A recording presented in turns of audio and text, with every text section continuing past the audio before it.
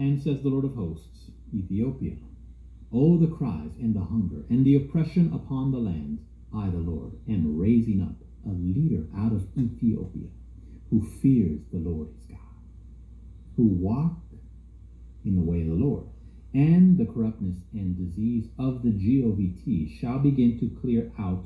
You shall now see this is coming when Ethiopia receives more rain than it ever has in its history, as a sign.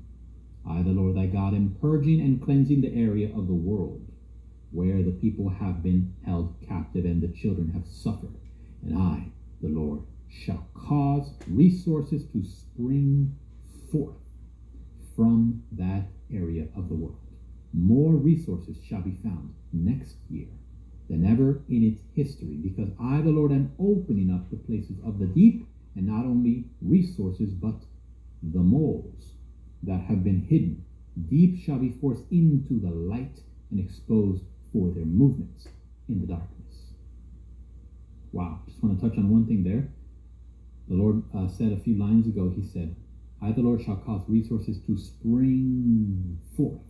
Now, when I read that, I thought to myself, is the Lord talking about now, or because this is all in uppercase, in caps, is the Lord alluding to spring, as in 2023? Then it seems like the Lord answered it. Okay, not 100% clear, but it does seem that way. Because the Lord begins to say, resources to spring forth from that area of the world, more resources shall be found next year. So now the Lord is talking about next year. He's connecting it, and I believe this is a play on words. And so during the springtime, we can look for this to happen. Amen.